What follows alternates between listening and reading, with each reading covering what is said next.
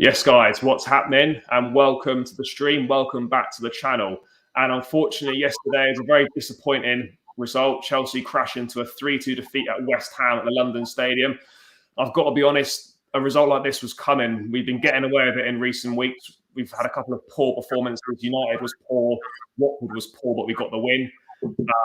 But yesterday was a step too far. And joining me to go through yesterday's game and go through the player ratings is my brother. So, bro, welcome to the show. Welcome to the stream. Thanks for joining me.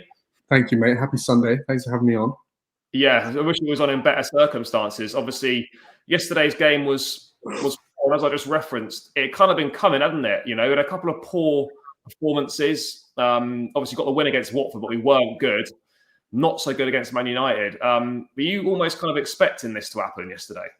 Yeah, I was watching the game with my mate James, who you've had on the podcast before, and we were both sitting there being like, this has got a crap feel about it. Chelsea have got a dodgy feel about it at the moment. And I think it's exacerbated by the fact that this three-horse race is so intense and the performance levels of these three teams are so high that any kind of dip in form is so underscored, is so highlighted. And I think Chelsea are feeling a bit of heat right now. This is the first time we've lost in the league since September. You know, it's not like, oh my God, it's panic stations, we've lost a game. But we have obviously dropped from first to third. And the smallest slip up is so costly when the other two teams in City and Liverpool are absolutely relentless. And as you said, it kind of gets highlighted more. Mate, it's savage. It's absolutely savage. And, you know, Liverpool's result yesterday was just... Mate, it's icing on the cake, wasn't it? Those bastards getting a 94th minute winner. No. That's just wrong. That's anyway. I think bottom line, given the nature of the title race, given where we are kind of at, like, you know, it's a big statement, but are Chelsea still building under Tuchel? Yes, I think so. Yep. And he's not even been here for a year yet. We have to remember that. You know, Pep and Klopp are multi-year projects at the moment that weren't that good in their first year. Like when Klopp come in with Liverpool, obviously the squad was not very good, and they've been building over years. Obviously, Pep's had a lot more at his disposal, but they've got better every year. Tuchel, we haven't even had him for a year yet, so there's a lot that's still developing under him. Precisely. But we are in this race. Everyone thinks we're the front runners, you know, because of our performance under Tuchel, because of how well we reacted to him coming in and all the rest of it.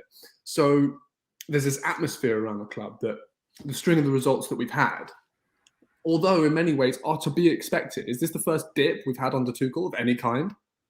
Yes. Oh, mate. Well, yeah. I mean, I'm just going to bring this up on the screen now. I mean, our form in the last five is not good. I think we've only had 2 wins in our last five Premier League games. And when you look at Manchester City and Liverpool's form, yes, we're all going to drop points, but you bring up the table now, we sit there. Look at Chelsea's last 5. It's 2 wins in the last 5 games. And when you're fighting for a league championship, you can't go for a run of form like that. I mean, look at Manchester City, 5 wins on the spin. Liverpool, 4 wins out of their last 5. These guys are just relentless. And when you go through a little bit of a patch like that, you don't want to fall more than a few points behind these teams. Well, the thing is, it's a bad time. I tell you, I don't want to be one of those guys. You know, football fans are just the worst. Yeah. And it's difficult not to fall into that when you've got an amazing team who are killing it, and we've had more than we could have possibly ever wanted under Tuchel. So I'm loving the Tuchel project. Chelsea is just where it's at right now. But this dip at this time over the Christmas period, the New Year period, the games just come so thick and fast. And I seriously hope that we're able to turn it around and we don't lose sight of City and Liverpool. Yeah, that's the key. When you get to, obviously, the Christmas period, you're not going to win the league over this festive period, but you can certainly put yourself out of contention for winning the league. And I always look at the Liverpool game on January 2nd as a key indication of whether we're actually going to win this league or not. If we're top come then, or we're within 5 points, then we've got a damn good chance. If we're 5 points plus off the pace after Christmas, I think we can forget it. I think it's as kind of as simple as that for me. Obviously, you can never say never in football, but when you look at Manchester City and Liverpool, yes, they will drop more points, but you couldn't really see them going on a run of kind of 2 wins in 5. I mean, Liverpool got the African Cup of Nations, which is that's probably what's gonna. That's why I don't think Liverpool are the main threats. I think Manchester City are obviously the favourites again. Liverpool are going to have no Salah, no Mane for a whole month basically. That's a huge loss for them. Really? But yeah, look, it's definitely not panic stations, but there's a few recurring themes that keep coming up in recent games, which are a slight cause for concern. I mean, I have to get this 2 secs. Yeah, no worries. I mean, there's a few recurring themes coming up. I mean, Thomas Tuchel talking about a dip in form. He said after the game yesterday, I don't see our performance dip against United and today. I think the performance is enough to win the game. But what we clearly see is we give easy goals away. This is very unusual. We do this now since 3 match days against United, Watford, and today. And if you do this at this level, you cannot expect to have a result. Mate, are you surprised that, given how good we've been defensively since Tuchel's come in, about the fact that we're giving away such easy goals? Obviously, giving away the goal against United, the goal against Watford was an easy mistake as well, and 2 big mistakes yesterday. That's in the last 3 games. That's 4 goals we've just given away through easy mistakes. That's a bit of a concern. Yeah. I watched Tuchel's interview after the game, and he was saying that he spoke to the guys before the match about individual errors. And the fact that they've been creeping in, not just in the headline individual errors, Georginio, men, etc., but smaller individual errors, the kind of that we saw a couple from Thiago Silva at the beginning of the game yesterday. Those sorts of things which put us under pressure and disrupt our rhythm.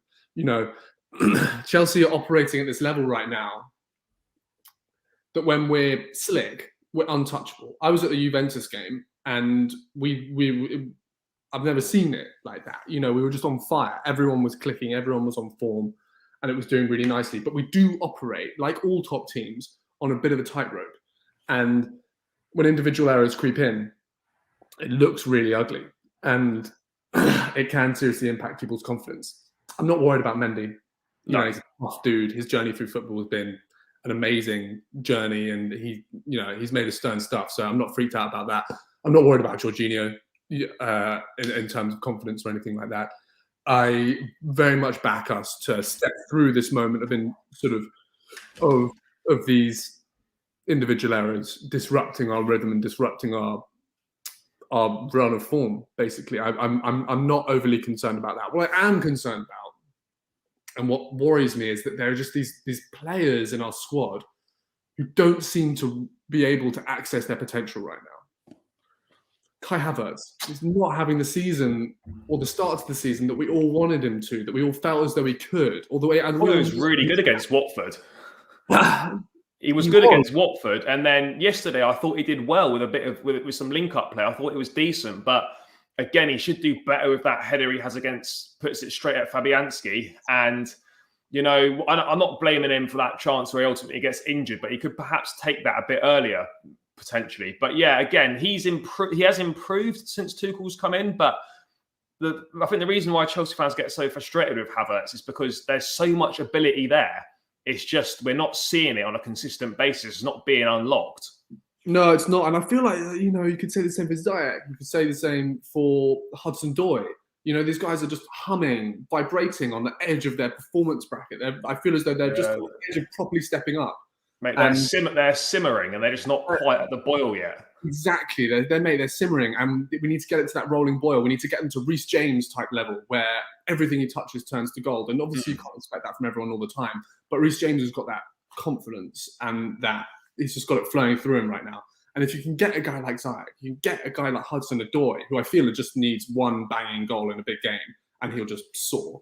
And, same for Havertz as well. Of course, he had that in the Champions League final. But if he's able to reach a platitude, reach a space at Chelsea where he can feel free and relaxed and do what he does, we're way up there. We're way, way up there. It's just we just need players to start hitting their form on a consistent basis. Too many games recently we're having players that have got so much ability but just they're not delivering, and ultimately that's the big difference when it comes to the fine margins of winning the league title. You look at Manchester City, their forwards pretty much deliver every single game. We cannot rely on Mason Mount to bail us out every week. It's just not going to work. You need contributions from the other players. Look, I know Ziyech is actually, in recent weeks, he's starting to contribute. I thought he had a good game yesterday. I thought he's been pretty good in the last few weeks, but we need more. We need more from Callum. Look, he's doing really well. He's in a great space. You've got to be more clinical. He needs to improve on his finishing, but you can't either way. Like, yeah, you agree. You can't expect someone at 21 years of age though to be the finished article in all aspects of his game. But you can't also, keep him in this. I'm not saying he doesn't deserve to play, he does, but you can't keep passing up massive opportunities because it's going to cost us the big trophies at the end of the day. But yeah, I mean, obviously there are kind of issues at the top end of the pitch. A few defensive issues creeping in recently, which is not great, and the midfield is decimated with injuries. I mean, Georginio not fit. Tuchel saying he's been playing with hip pain for the last few games, and you can tell that. I mean, we're literally down to the bare bones now. Ruben, obviously, I thought he did well yesterday. The best performance of the three that he started on the spin. No Kovacic still, and no Kante either. And the more worrying thing about the Kante situation is that when Tuchel was asked after the game how far Kante is away from being back, he said he's got absolutely no idea. And I think yesterday was the third time in Tuchel's 53 games that we've conceded more than one goal, and in every single one of those games, Kante's not played. I mean, that highlights the importance of him, doesn't it? Are Chelsea over-reliant on Kante? Or put Kante in any team, and a team becomes over-reliant on Kante. I wouldn't say we're over-reliant, but we are certainly better when he plays. Well, man, I think any Chelsea team right now that is going to achieve what we want them to achieve, we need a fit Kante. He makes such a big difference. And also this season, early in the season, you see him carrying the ball forward in a bit of a new way. His recent goal just sort of typifies that. He looks so much more confident carrying the ball forward. Under Lampard, when Kante would find himself in forward positions, you'd be just like, oh God, why is he playing there? What is going on? But now he's coming forward and contributing in meaningful ways every single game. So what is going to happen there? I don't know. And as you say, injuries are kind of... Well, he's at that age now. He's obviously 30. He's not going to... he's not going to play how he did a couple of years ago, but he's obviously still got high levels of performance in him. But I think we're at the point of his career now and a stage where he's picking up a lot of knocks at the moment. Can't seem to play 2 games in the space of 3 days without picking up some sort of injury. We're going to have to manage his minutes. It's going to have to be one of those where if you've got 2 games in a week, you have to play Kante in the biggest one and do without him in the other one. I think that's just where we're at. But kind of back to yesterday's game. Starting lineup, I thought I was pretty happy with it. Obviously, in my preview show, myself and George, we were only 1 out. We've had Hudson-Odoi down to start instead of Hakim Ziyech, but I think Ziyech probably deserved the start. I think he got that start through his winning goal. Were you happy with the lineup yesterday, given the injuries we've got? It was pretty much the best we had to offer. Yeah, absolutely. I personally wouldn't have changed anything. I mean, I don't know what is going on with Lukaku's fitness. He's not fit. I don't know. Well, I don't know what the situation is. Supposedly, the guy's not played for 7 weeks. He had 10 minutes against United, which Tuchel said was more than he wanted to give him. He got about 20 odd minutes against Watford.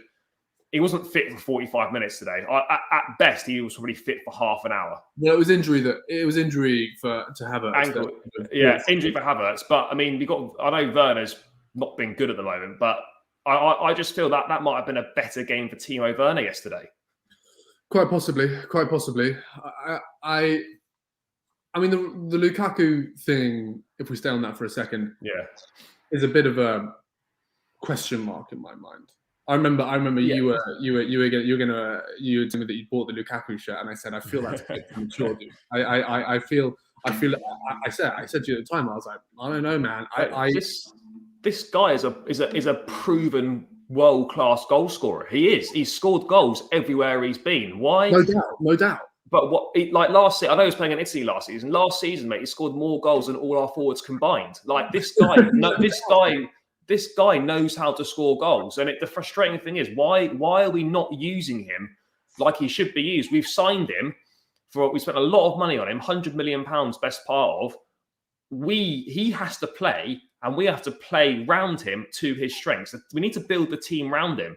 in my opinion, and we're using him like a Giroud. And obviously Giroud's been a great player, but he's not a Lukaku. We're not playing to Lukaku's strengths. And why spend all this money on someone if we are not going to play to their strengths and how they want to play? We need to play it into his feet, back to goal on the half turn. The guy can run in behind as well. You see what he does that for Belgium. Why are we not playing to his strengths? It's a big problem. And yesterday, I know he wasn't fit, but he was anonymous. He had his Harry Potter invisibility cloak on. He wasn't even there, So, for me, it's criminal how we can't seem to create any chances for him at all. And I see people saying, "Oh yeah, but he should be able to make chances for himself." He's not that sort of player. That's not his game. He's not going to be someone that takes on two players and smashes it top bins. He's more of a penalty box striker. And how with the players we have on the pitch are we not creating any chances for him? I think it's got to be frustrating for him. Obviously, the injury sucks. Yeah. Whatever. In fairness, he was scoring a few goals before that, but it's still an issue of how to fit him in because we haven't fitted him in yet. No, we haven't. And also, yeah, I mean, they've got to be thinking about it, right? Everyone, when Lukaku came, were like, if Chelsea can use Lukaku, they are going to run away with this title. Well, so far we haven't been able to. And so far as the fans can see it, there's not been that much inclination to do so. No. Lukaku comes on and we're playing as if Werner's on the pitch. And it's like, or Giroud, like you say, is on the pitch. It's just like, why on earth are we not recognizing the fact that we have this amazing asset heading up our strike force and we're not using it. We're not using it. It's the maddest thing. It's a concern. Not a great deal you can do, but say that you hope it changes. Of course, people are going to be thinking about it. Of course, Tuchel's going to be like, right, lads, we need to do something about this. But the priority is winning games. Yeah, the priority is winning games. I just think, like with Lukaku, the solution to this is we just have to keep playing him, because if we don't play him, he's going to come in for a half or whatever, or he's going to come in as he gets his way back to fitness, and we're going to be having this same conversation. Lukaku, we're just going to have to keep playing him so that he gets bedded in and we learn a bit more about his game. Obviously, the guys are still learning his strengths and how he plays. He's been out for 7 weeks. For 7 weeks, he's missed training with the group, working on team shape, working on whatever it is. So it's almost like he's starting again. But I mean, it's not panic stations at all by any means. We're 2 points off the top of the table, and we've barely even used our record signing. So if you look at it that way, it's good. But if you look at it the other way, it is a concern that we seem to struggle when he plays because we're just not getting the best out of him. But hopefully that will change. And I think in Tuchel, we've got a manager that is very intelligent and should be able to work something out and get the best out of him. But yeah, we've got to start creating more chances for him. But I mean, moving on, obviously back to the game. I thought we started okay. West Ham started quite bright. I think Mendy was safe to make early doors, but we take the lead through a set piece. Thiago Silva with a great header, obviously slightly suspect marking from Antonio. Just a word on him, mate. Thiago Silva has been, 37 years of age. I think he's our oldest goal scorer in the Premier League, surpassing Drogba age-wise for oldest goal scorer. Great header from him. He's been unbelievable this season. The fact that at his age he's still performing to this level week in, week out. I mean, he's just what's a signing he's been on a free. Yeah, probably arguably the best free ever. Yeah, I think PSG must themselves off there. Yeah, but it's just like just so good. Everyone talks about it the whole time. He's lost speed, whatever, lost strength, whatever, but his ability to read the game has compensated for that. And you just see it. When his clearance off the line last time, you watch the replay and him foreseeing it, getting back in position. Just to get the way he reads the game is unreal. And he's so calm. He's so calm. And you put it, obviously that's accentuated by the fact that he's next to Rudiger, who, although has composure. I don't know how you say. You never see Thiago Silva at his age now taking the ball forward, making those runs like Rudiger does. Rudiger has a 30-yarder every game without fail. And everyone loves it. and everyone. I am the biggest Rudiger fan. Mate, I can't wait. I can't wait for the day when one of those 30-yarders goes in. Oh, mate, he's fantastic. I absolutely love him. But back to Thiago, he, without fail, every single game just provides you with a deep sense of calm and solidarity. He is in charge at the back, and everyone's accepting of that, and everyone's in tune with that, and it's exactly what you need. A singular voice with also highly able, independent defenders. Yeah. He's perfect. He's absolutely perfect. He's godsend, and I think our season would be looking different without him. I'm deeply grateful for everything that he's doing for the club. He's a G. He a couple of mistakes early on yesterday, but a couple of misplaced passes that put us in a bit of trouble. But otherwise, I thought he was pretty good again. But obviously, we take the lead. Things are looking good, and then we stumble across. We are the architects of our own downfall. Georginio with a poor back pass, not enough angle on it. For me, this mistake is twofold. Georginio's pass is really poor and puts Mendy in a lot of trouble, but Mendy then makes an error himself. Just put it out. Even if you just put it out for a corner, don't try and take players on in the box. And he just makes a complete mess of it, brings him down for a stonewall penalty, and all that hard work we've done in the half is undone through a stupid error. I completely agree. Everything's correct. I think if you look at a guy like Mendy and look at his journey and where he came from and where he is now, I think he's probably got quite a strong sense of accomplishment, and so he should. And I think he's rightly got a claim on being one of the best keepers in the world at the moment. His record. I don't think that can be disputed. So I think in his mind, he's that guy, and he gets the ball in the box, and he can do what the top keepers do: control it, play football in the box. Time and a place for it. Yesterday would have been a bit of a slap in the face for him, and the final goal as well with his second mistake. I think we can call it a mistake. I think yesterday he'll be back in the change room being like, "All right, okay, big man, take it back a few steps and just remember what you're doing out there, and recalibrate, rebalance, and just be like, okay, football is is in charge here. I'm not bigger than the game. I'm not bigger than this team. Calm, back to basics. I'm not calm. I'm not worried about that." Yeah, no, and then obviously, that's a bit of a blow to get it back to 1-1. But just before the break, we equalised with probably the goal of the game, a fantastic goal. Ruben Loftus-Cheek doing well, wins it on the front foot, wins it in midfield, plays a ball out to Hakim Ziyech. And the Ziyech ball, it's a good ball, but it's a ball just into space. I mean, he just played it into the space. But that's right. Yeah. On the break, plays it into space, and the finish from Mason Mount is exquisite. I mean, the technique is fantastic, and it's a great goal. If you're being critical, Fabianski will be pissed that he's been beaten at his near post with that. But it's a great finish, great technique, and Mount is just again highlighting how important he is to this Chelsea side, and how desperately in need of him we are in that final third of the pitch, because he gives everything.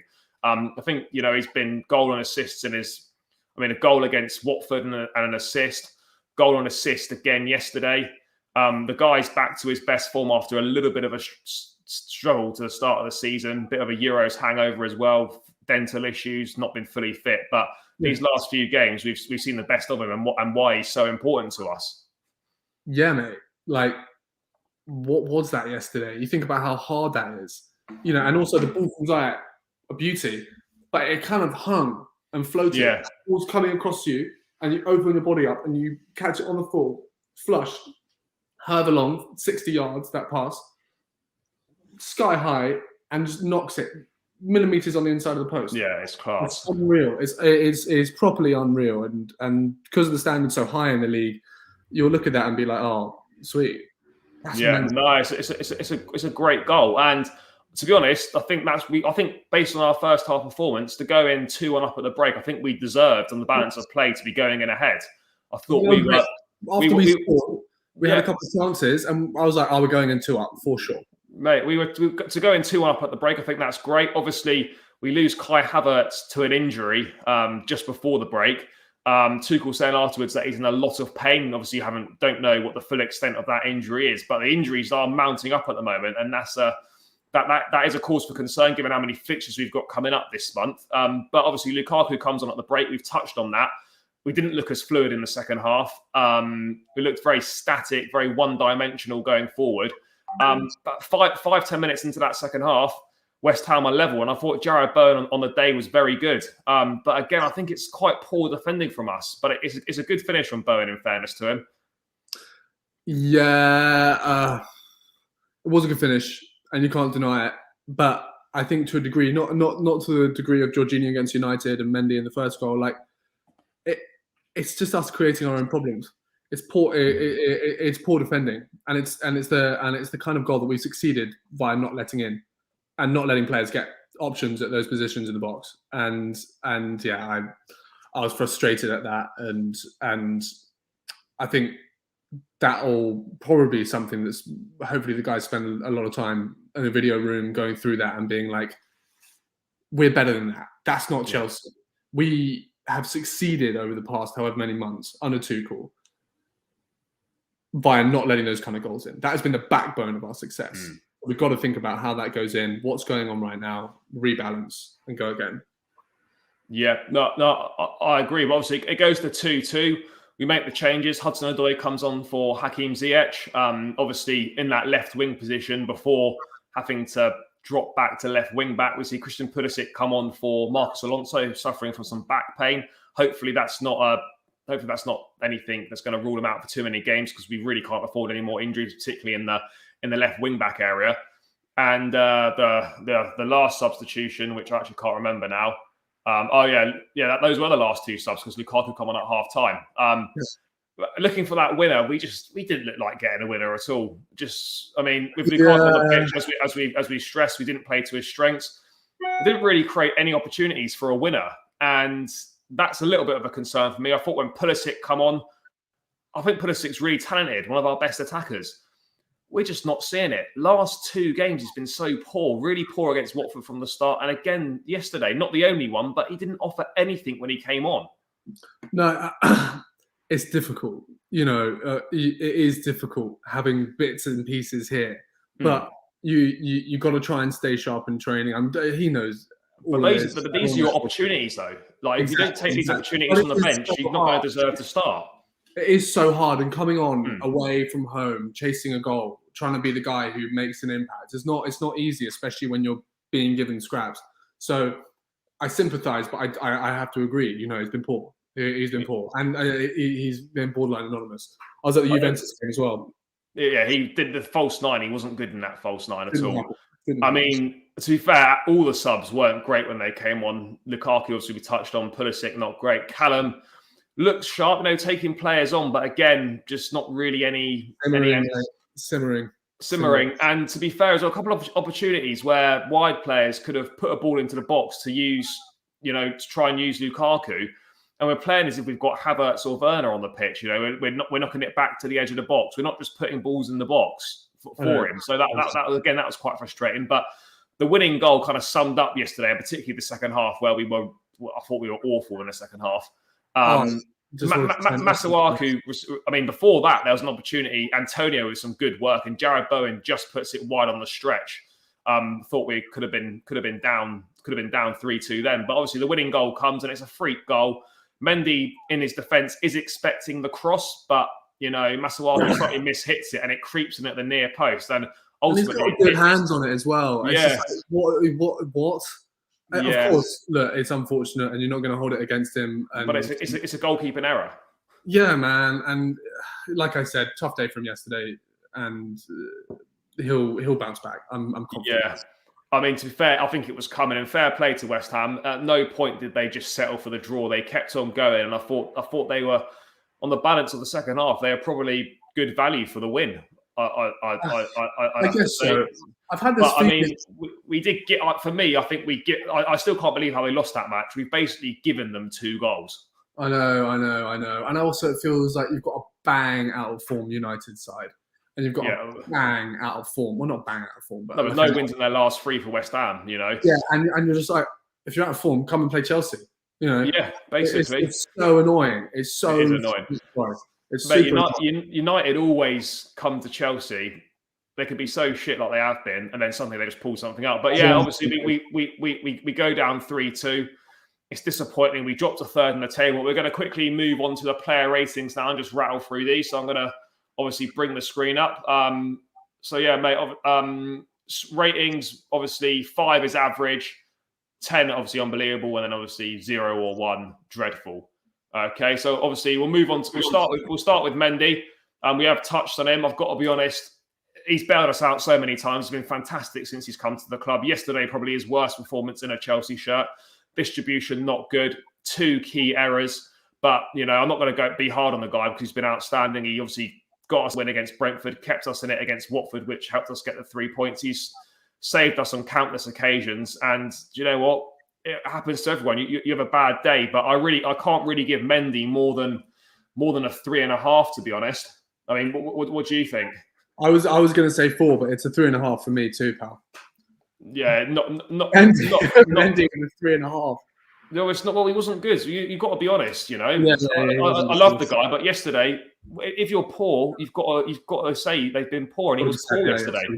Obviously, mate, to be fair to Christensen, I thought he was okay yesterday. I know. As a defensive unit, we've let in 3 goals, but he wasn't really at fault for any of them. I thought he was quite solid. He did well. He got turned by Antonio once, but apart from that, it was pretty calm, and I felt as though he dealt with that quite well. Yeah, it's just a difficult one because obviously as a back 3, we've let in 3 goals, so you don't want to kind of dish out too many high ratings. But I mean, I feel Christensen was okay. I think we're going. I think Christensen probably at a 6 for me. Yeah, I was going to say 6. I think he was okay. Moving on to Thiago Silva. Obviously, we have spoken briefly about him beforehand. I thought he was really good again. Took his goal well. Great goal line clearance, but also a couple of errors from him as well, putting us in danger. Obviously, didn't cost any goals in the end, but. I mean, for me, I think Silva better than Christensen yesterday because of the goal. I'll probably say a 6.5 for him. 6.5, 7. You know, goal line clearance. Obviously, ultimately, we lost the match, but yeah, I think a 7 is fair for Silva. Rudiger, now to round out the back 3. I thought he. Out of the 3, he was the worst, to be fair, yesterday. Yeah, I don't think it was one of his better games at all. What did you make of him? I thought he struggled a bit. I think he struggled a bit. Rudiger plays like that. You know, first of all, he's so expressive. He's so powerful. He's so out there. He is erratic. You know, he kind of flailing limbs and stuff. And he did that mad 2-footed challenge, which obviously he won the ball. But I know, but stuff like that where it's just he does that. He does that every game. Mate, that would have been red. If he doesn't win the ball, that's red card, and he's gone for 3 games, and we're in more shit. So, I know, but he does that all the time. It's he's got a circular 5 yards around him. He's on the edge of the 5-yard box against United, and he just levers a volley miles over the crossbar. It's who he is. Yeah, it's just who he is. You know, and so I'm surprised that what we're talking about now, his game yesterday, kind of doesn't happen more often. It's amazing that he's able to maintain his levels given the plays. But yesterday, 5, 4 or 5. I'd probably give him. I think a 5 is fair. He wasn't great at all. We've got to be honest there. Moving on to the next part of the defence, Reese James. Great to have him back in. We missed him so much against Watford. I thought he offered some good things, but again, not quite up to the standards that we usually expect from Reese. Yeah, 6. I don't feel as though he shone in the way that he's been shining recently. Obviously, you can't expect people to maintain such an intense level of form. The guy's still a young player as well. I think he's 20 or 21 still. You know, I think we get so carried away with these levels of performances that they almost become victims of their own success, and we kind of expect it every week. Yeah, totally. But he's got a lot of confidence right now. He's one of the top informed players in the league. I'm a massive fan of him. But yesterday, I didn't see a huge amount. He was defensively sound, but his delivery wasn't as it has been. And he also wasn't getting in the positions that we like to see him. I think that's part down to the team, but I'd give him a 6. Yeah, I think he was okay. I think he was a bit better than Christensen. I'm tempted to go the 6.5.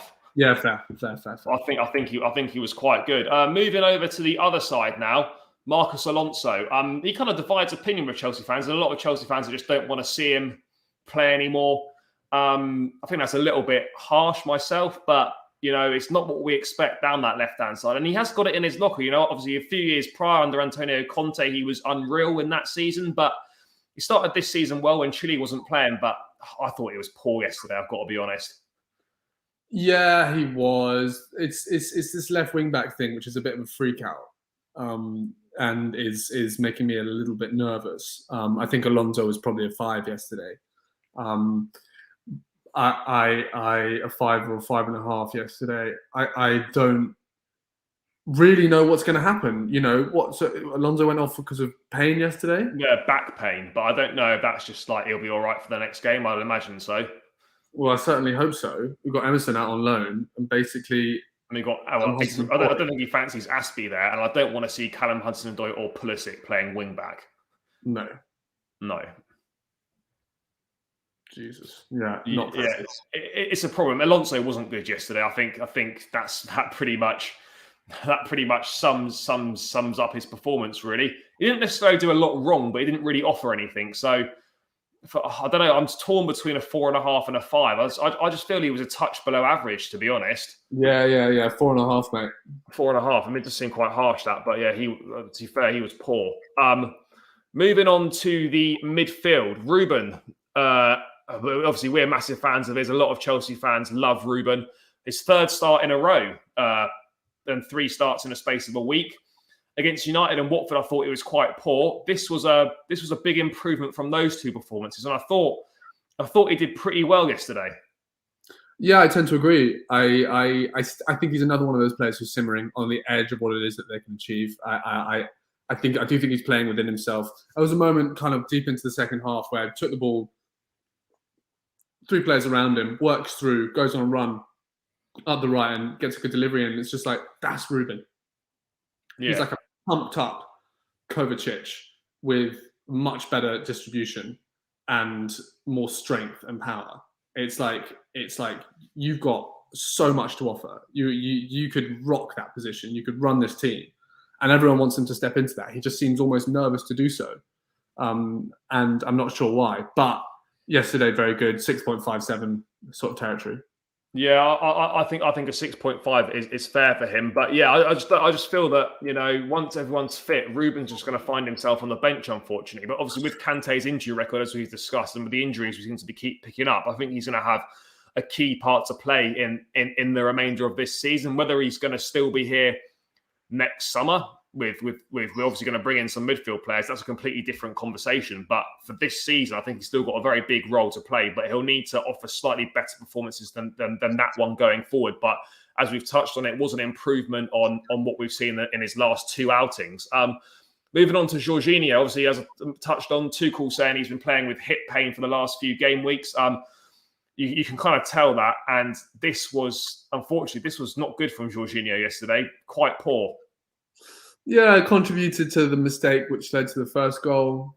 Not really seeing him play the kind of passes or run the game in the way that we're used to seeing from Georginio over the past, I'd say, 4 weeks or so. Like, I don't really feel as though his performances have been up to what he expects from himself and of what we've come to expect from him. He had a killer season last season with brilliant Euros and hasn't really come into it yet this season, in my view. And the last couple of games have been poor for him. And he is so important to the side, though. You saw when we didn't play against Watford, how we just lacked any control in that midfield at all. Yeah. No, he's essential to the side. There's no doubt about that. I hope that this hip pain doesn't become a bigger issue. I look forward to him getting back to the performance levels that we used to. I mean, this hip pain needs to be managed, and we need to make sure we've got him available for the important fixture. So for me, when we go to Russia on Tuesday, he stays back at Cobham. There's no way that we can be taking him out to Zenit. There's just no point. There's just zero need for that. Yeah, zero need. Absolutely no need. Other players. I'd extend that to a lot of the players we're looking at the moment. I mean, Georginio, we have said he was poor. Was he worse than Alonso? I think he's probably on a par. I think a 4.5. Is a 4.5 harsh or a 5? 5. He was average. 5. 5. He was average. He was bad, but he wasn't that bad. Yeah, he didn't. It wasn't entirely his fault. Moving on to the front three, Hakim Ziyech, following up his midweek winner against Watford with a deserved start in the side, and he provides an assist for that Mason Mount goal. I thought he was actually quite good, and I actually thought when he came off, we weren't as threatening at all. Yeah, I mean, you and I have spoken about Ziyech a lot before. Again, another one of these players who's just humming on the edge of what they're capable of, and I'm excited about his rise in form, and I hope it continues. I think he lacks composure when he's finishing. You see him snatch at chances a little bit in the box.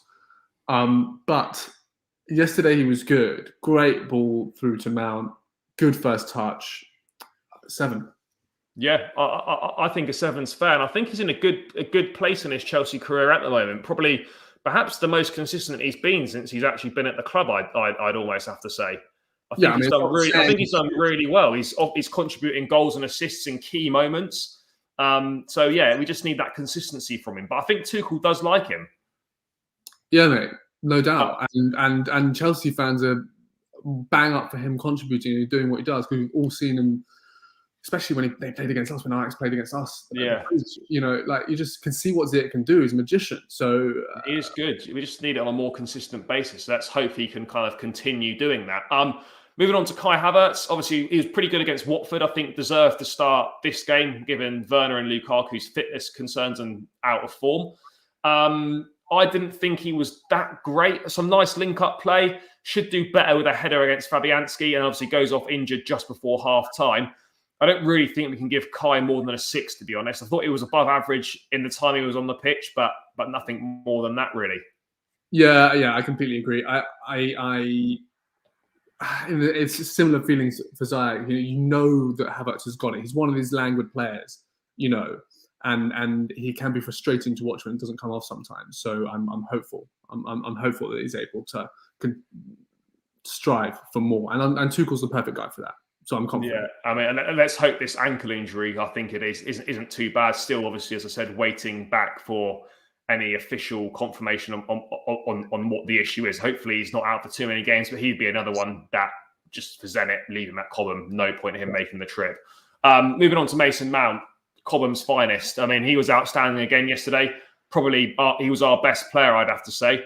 An assist for Thiago Silva from the corner, and the goal of the game with a fantastic volley from that Ziyech cross. And again, highlighting just how important he is to this Chelsea side and how we are such a better side when he plays. Yeah, and also deep into the second half, he was the only one who really looked like making a difference. You know, I'm a massive Mount fan. We all are, and 8.5. Yeah, I would agree. I think probably not. If we'd won, I might have given him a 9, but the fact we lost, I think 8.5 is very fair of him. Obviously, we've touched on Lukaku already. He did play a half, so we will give him a rating. The other two didn't play long enough for me to warrant any ratings. But for me, I have to say, I think Lukaku was a 4. As we've touched on, he was anonymous, didn't offer anything. But he just doesn't look fit. And that's, again, another concern, really. But yeah, a 4. And we've already touched on these issues, so we obviously won't go into that again. But that rounds out the player ratings. So I'll just get rid of that screen share there.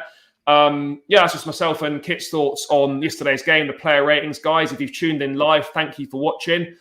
Make sure you do smash a like on the video.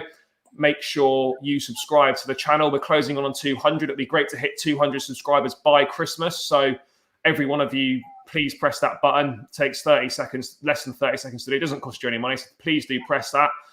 Disappointing for Chelsea yesterday. We dropped down to 3rd in the table, but it's by no means game over. We just got to reset and go again. We've got Zenit on Wednesday night before back in Premier League action against Leeds on Saturday afternoon. So guys, cheers for tuning in. Hope you enjoy it when you watch back, and we'll catch you in the Zenit preview tomorrow.